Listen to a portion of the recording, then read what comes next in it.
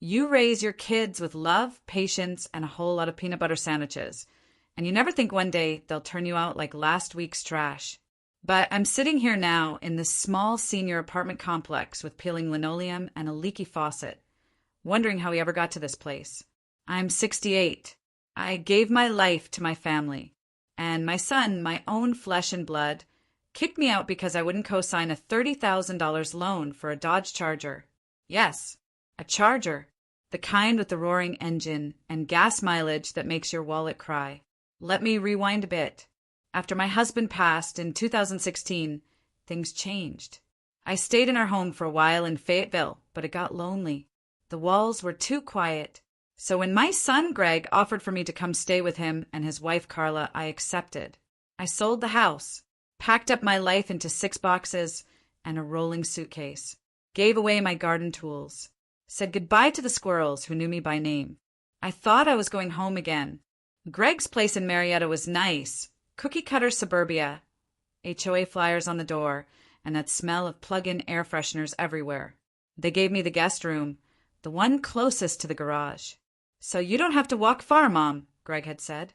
I took that as a sign of love. Now I realize it was so I could be ushered out easily.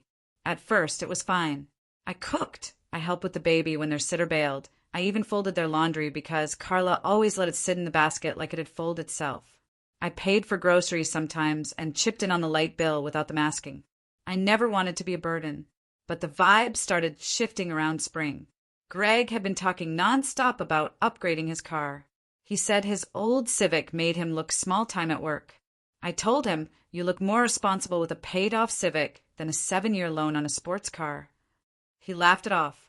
But one night, I came into the kitchen and found him at the table with all his paperwork out and a calculator app open on his phone. "Hey, Ma," he said casually, not even looking up. "I need a favor." And there it was. He slid a manila envelope across the table like it was a birthday card. I opened it and saw loan documents. A $30,000 loan for a brand new Dodge Charger. And right on the dotted line, my name. "I just need you to co-sign," he said, chewing like it was no big deal. "It'll help me get better terms. You've got great credit." I set the envelope down, looked him square in the face. "Gregory Allen, have you lost your mind?" He blinked. "It's just a signature." "No, it's not just a signature. It's a binding agreement saying I'll be responsible if you default." "But I won't." "I love you, but you just had to borrow money from me for your brakes 2 months ago." He got quiet then, real quiet. Then the silence turned sharp, like a tension wire between us. "I thought you said you trusted me," he said, eyes narrowing. "I do. I trust you to be the son I raised, not the one who'd risk his family's home for a show-off car." He didn't say much else that night, just took the folder, shoved it back into his backpack, and walked off muttering something I couldn't quite hear. Something about how Carla was right. That next morning, Carla wouldn't meet my eyes. She just poured herself a protein shake and told me, "We think it's best if you start looking for somewhere else." I stood there barefoot, coffee cup in hand, heart pounding like a drum in my ears. "Excuse me." "You're creating division in the household, Margaret," she said, using my full name like I was a stranger. "Greg needs support, not resistance." I didn't yell. I didn't cry. I just went back to the guest room, closed the door, and sat on the edge of the bed until the baby started crying and reminded me I was still needed. For now. By the end of the week, Carla had boxed up my clothes, labeled them Ma stuff like I was a house guest overstaying my welcome. Greg wouldn't even look at me, just stood by the door when I walked out, arms crossed. "I hope you never need my help," he said coldly. I wanted to say so many things, but I didn't. I was afraid if I opened my mouth, everything I'd buried over the years would come spilling out like floodwater. I moved into this modest little unit in a senior apartment building with paper-thin walls and a friendly neighbor who knocks on my door to borrow sugar, even though she's diabetic. It's not glamorous. It's not mine, but it's peaceful. 2 weeks later, while I was watching a rerun of Matlock and folding some towels, my phone rang. Unknown number. I almost didn't answer. "Hello," I said. "Is this Margaret Tompkins?" "Yes." "This is Lisa from Marietta Community Credit Union." We have a flag cosigner discrepancy on a car loan application. You've been listed as a primary guarantor. Can you verify? I sat bolt upright. I never signed anything. And just like that, my stomach dropped. But this was only the beginning. Because by 6 p.m. that day, my son was at my door, in tears. And you better believe I didn't open it right away. I didn't open the door right away. When I peeked through the peephole, there he was, my son, Greg, red-eyed, hair uncombed, clutching his phone like it was the last lifeline in a flood. He knocked again. Ma, please. That was the same voice that used to cry for me when he had nightmares at 6 years old. The same voice that called me from college to ask how long to boil spaghetti. But now, I had to remind myself, this was also the same man who let his wife box up my life and toss me out over a car. So I opened the door, but just a crack. I thought I wasn't supportive, I said, keeping the chain lock in place. He sniffled. I messed up, Ma. Which part? Kicking me out or forging my name on a loan application? His face twisted like I'd slapped him. I didn't forge it. Carla just filled out the form for me. She thought it would go through faster if it looked clean. I opened the door a little more. So it did have my name on it? He nodded. We used your name and info. I told her we'd get your permission after it was approved. My heart broke and boiled at the same time. That's not how consent works, Gregory. He looked down like a scolded child, but that didn't change the facts. My son had submitted a loan application with my full name and social security number, without my knowledge or permission. And now the credit union had flagged it. And instead of chasing him, they called me. I let him in. I didn't do it for him. I did it because I needed to sit down before my knees gave out. We sat across from each other at my tiny 2-person kitchen table. I stared at him while he fiddled with a cracked thumbnail. He looked older than his 34 years. Tired, like the weight of the mistake was starting to press down on him. So what exactly happened? I asked, arms crossed. He took a deep breath. After you said no, I got mad. Carla kept saying you'd change your mind, or that we could just do it and smooth it over later.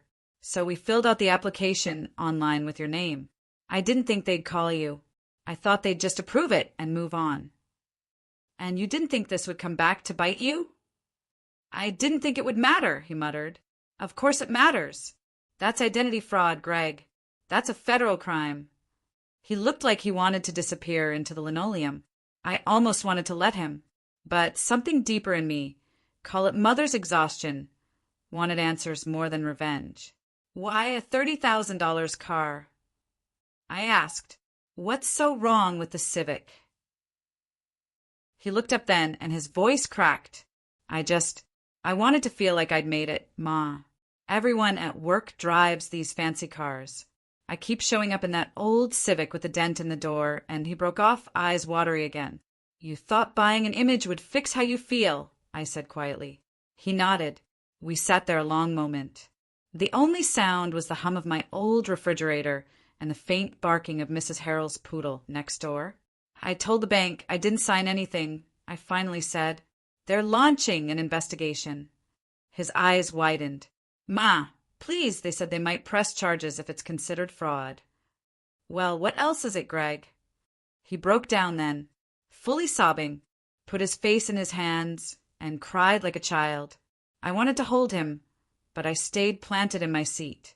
Because love doesn't always mean rescue. I could lose my job over this, he choked out. Carla's already blaming me. She said I'm the reason they denied the loan and that her credit is going to get hit next. I raised an eyebrow. So Carla's worried about her credit after she helped commit fraud in my name? He didn't say anything to that. I sighed. Greg, I can't fix this for you. I won't. But I'll do one thing.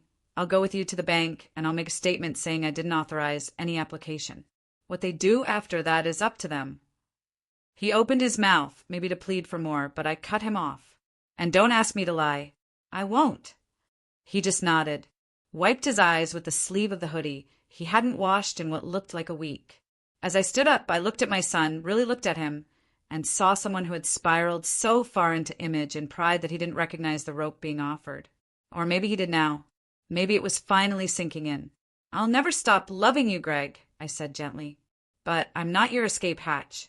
That end of the day you handed me a manila envelope and expected me to risk everything for your ego. He nodded again. Quiet this time. Still crying, but quiet. That night I couldn't sleep. I stared at the ceiling and remembered when Greg used to draw race cars with crayons and tape them to the fridge.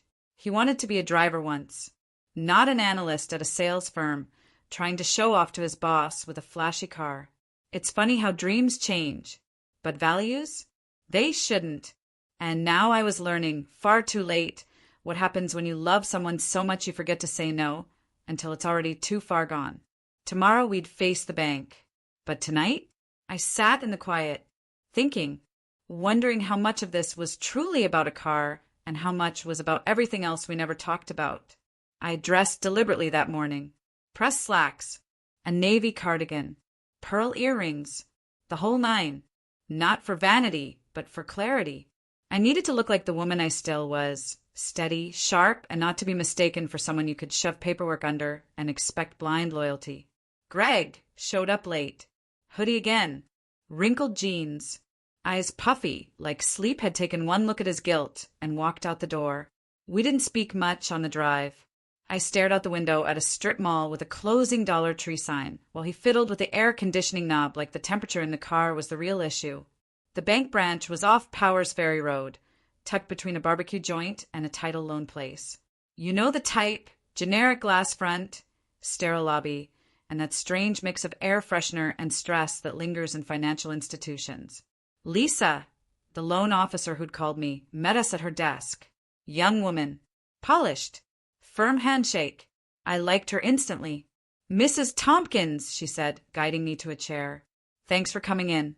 We take these matters seriously. I nodded. That's why I'm here. She turned to Greg. Mr. Tompkins, I'm going to ask you to wait outside while I review some things with your mother. Greg looked at me, silently begging to stay. I didn't say a word, just lowered into the seat, folded my hands, and gave a tight-lipped nod toward the lobby. He got up without a word.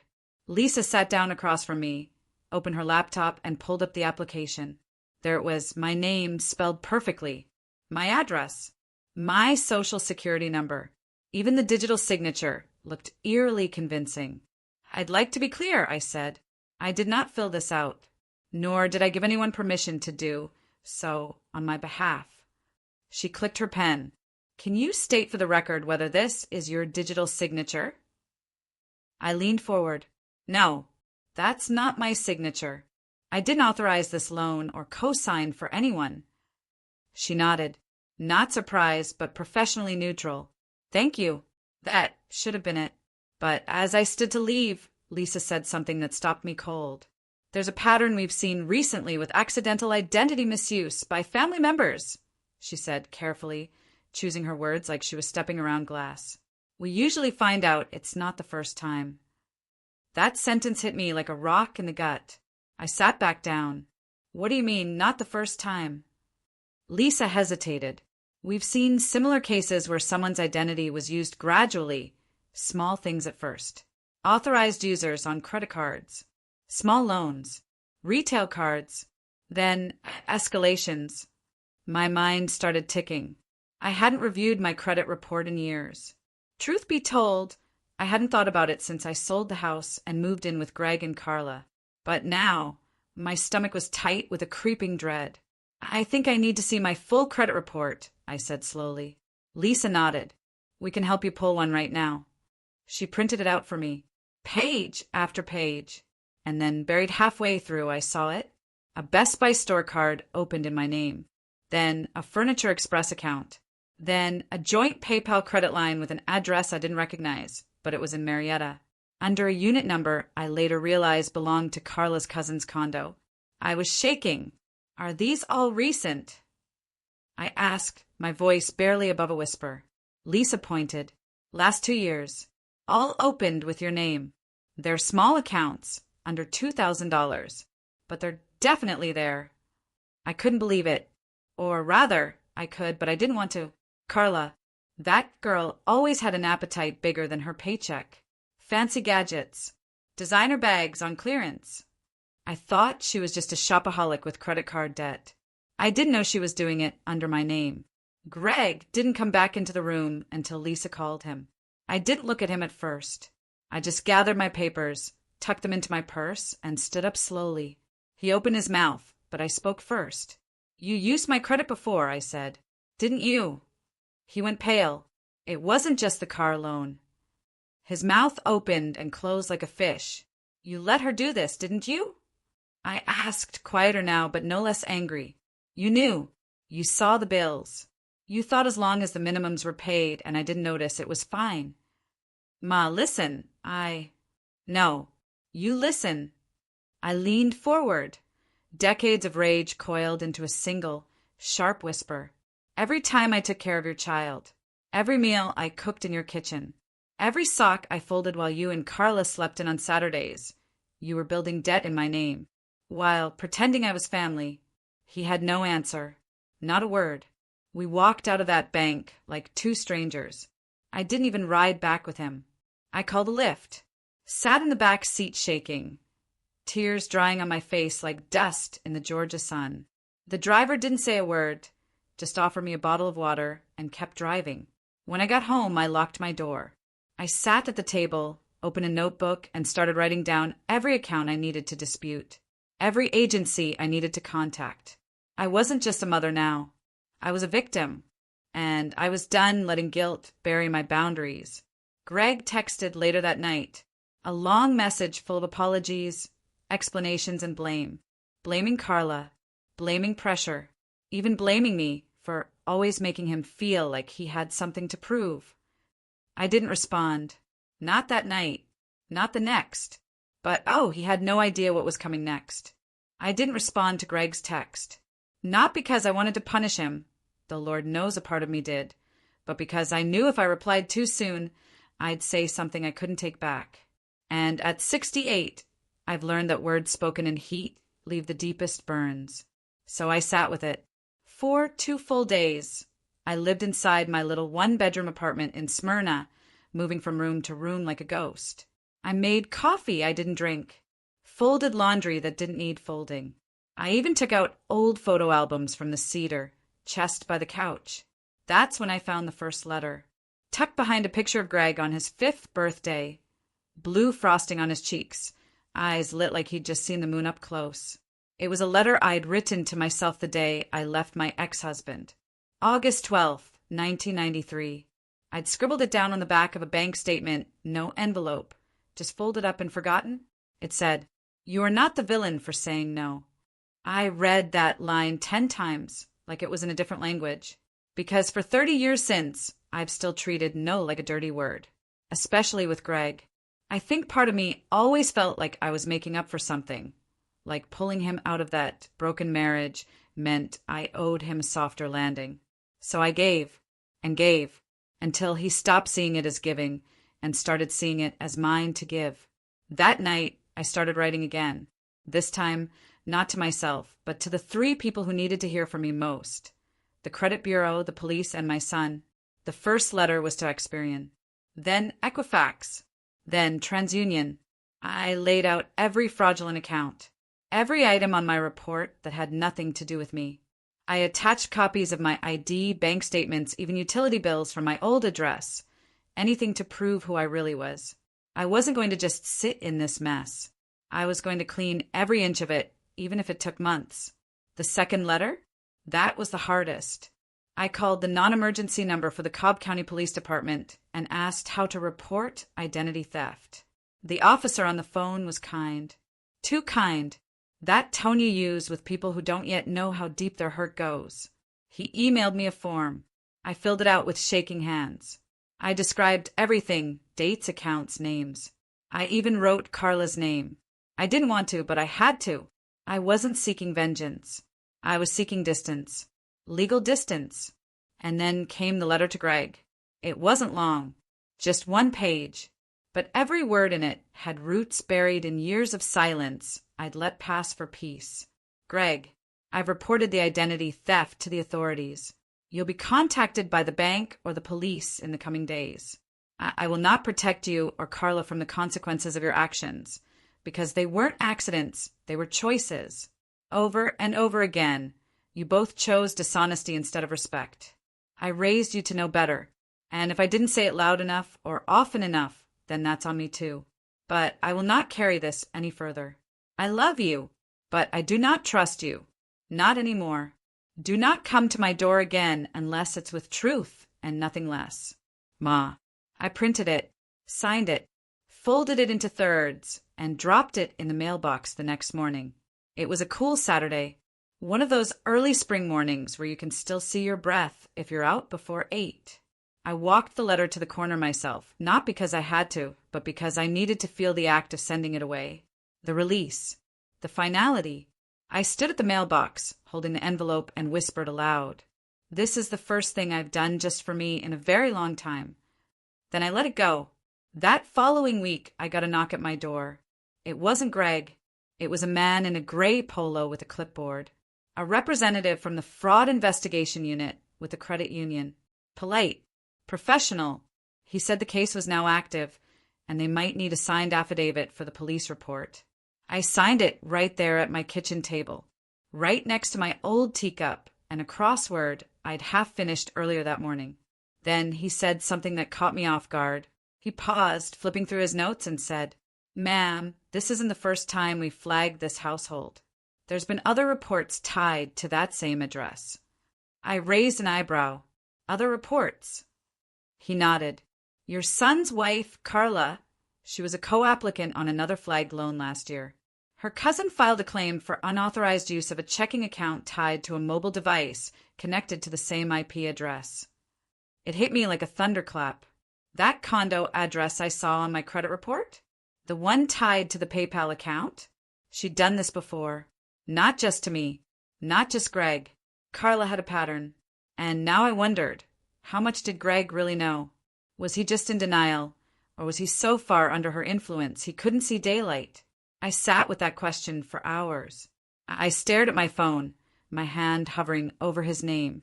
But I didn't call, because this wasn't my job to fix. This wasn't mine to carry anymore. If Greg wanted to rebuild what we had, it would have to start from the ground up, with truth, with ownership, and with a hell of a lot of space in between. I'd already given them the keys to my heart. I wasn't handing over the deed to my name. Not again. It was the middle of a Tuesday when everything came tumbling down. I'd just come back from the pharmacy, picked up my blood pressure meds, and treated myself to a gas station pretzel that wasn't even good, but it was warm, and some days that's enough. I was halfway through an old Matlock rerun when my phone buzzed. Unknown caller.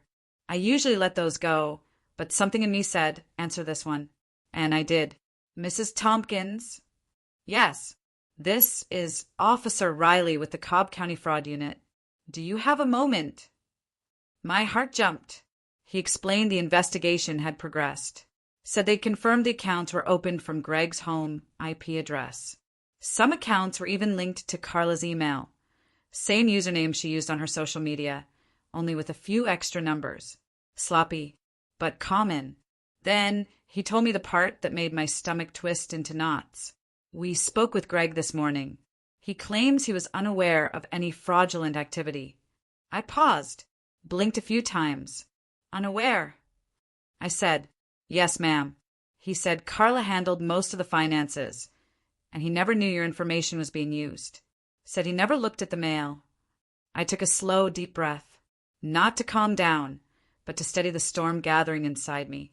"Officer," I said quietly, "my son asked me to co-sign a $30,000 loan just weeks ago, and when I said no, he kicked me out of his house. You're telling me he didn't know about the others?" There was a pause. We'll be following up with Carla next. But I thought you should know he was interviewed today. I thanked him, hung up. Then I sat still for a long time. Real still. Like if I moved, I'd crack right down the middle. The truth was coming out, but not because Greg offered it. No, it had to be dragged out of him. Scraped and clawed past denial and cowardice and that good old-fashioned habit he had of blaming anyone else in the room. And what stung the most? Even now he was trying to protect her, even when it meant throwing a shade of doubt on me. Saying he didn't know. Pretending like the mail came with invisible ink and her bags paid for themselves. I don't know if it was shame or weakness or just that deep, bone-set fear of being alone, but my son was lying, and I knew it. The next knock on my door wasn't an officer. It was Carla. I'll never forget the sound of her knuckles. 3 sharp taps, like someone asking to borrow sugar. I opened the door, and there she was. Designer sunglasses, nails long and painted, a fake tin already peeling at the collar. She looked like someone who hadn't cried in years, but had practiced the face for it just in case. "Margaret," she said, voice syrupy and trembling. "Please, can I talk to you?" I didn't answer, just stepped aside, not because I wanted her in, but because I wanted her seen. I wanted to see what lies looked like when they lost their armor. She walked in slow, like she thought the room might explode if she moved too fast. Sat at the edge of the love seat, twisted her ring around her finger like it held answers. "I didn't mean for it to go this far," she started. I let out a dry laugh. "That's funny. I didn't mean to be homeless last month either." She swallowed hard. "I thought I could pay it off before you noticed. I never wanted to hurt you. I was just, I don't know, drowning." I leaned forward. Drowning people don't take others down with them unless they're trying to stand on someone else's back to keep their head above water. She blinked. "Do you know how long I've been helping y'all?" I asked. "Since you got married, since before your baby was born. And all I ever asked for was honesty, respect." Tears welled up in her eyes, but I didn't flinch. I'd seen that movie before. "I'm sorry," she whispered. "Please don't press charges." I stood up then, walked to the kitchen, came back with a manila envelope and dropped it on the coffee table. Inside, a copy of the police report, my affidavit, and the credit bureau letters. "I already have," I said. She stared at it like it might bite. Then she did something I'll never forget. She stood up, nodded once like she'd expected this all along, and said, "Greg's gonna hate me for this." I tilted my head. Maybe. Or maybe he already does and just hasn't figured it out yet. She didn't cry, didn't beg.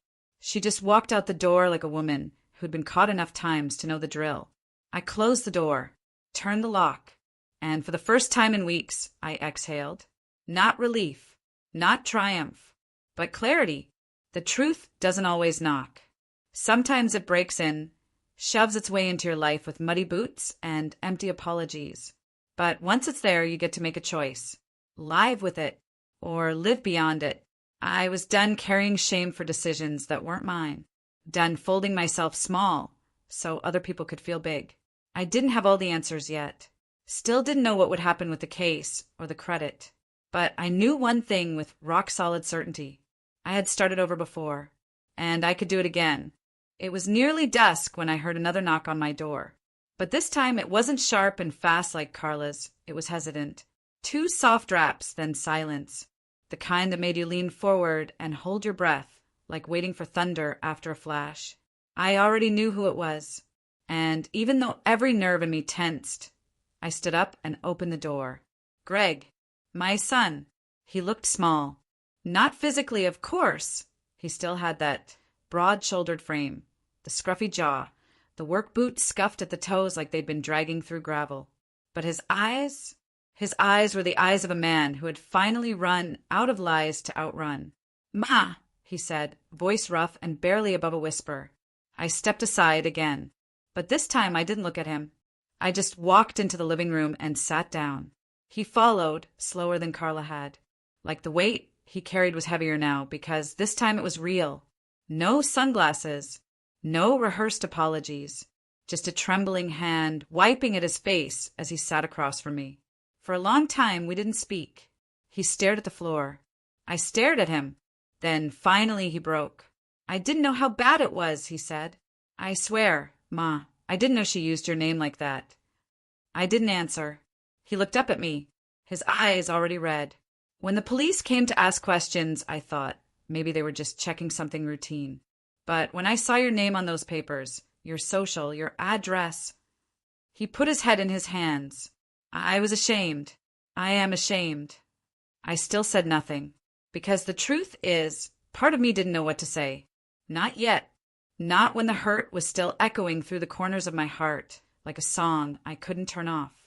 So he kept talking, filling the silence. "She lied to me too, Ma. She told me we were consolidating bills. fixing our credit, that the PayPal account was a family emergency she'd pay off with her cousin's help. I wanted to believe her. I needed to, because I didn't want to see it. Didn't want to admit I married someone who could. He trailed off. I looked at him then, finally, fully, and I saw it. Not the boy I raised. Not even the man who'd turned me out with a closed heart and a cold stare. But someone in between. A man shattered by his own comfort with silence. A son learning, far too late, that love without boundaries becomes a prison for both the giver and the receiver. I didn't do this to hurt you, he whispered. I sighed slow, deep. No, I said. But you did hurt me. He nodded. I know. You let someone use my name like a spare key. I know. You watched me pack my things, leave the house I helped you buy, and not once did you stop me. You let me walk out while you stood next to a woman who was robbing me. I know, he said again, quieter.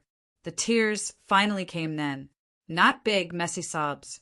Just quiet, shaking drops, like rain off a roof after the storm's already passed. I don't expect forgiveness, he said. I didn't know where else to go. And there it was. The truth in its rawest form. Not in courtroom affidavits.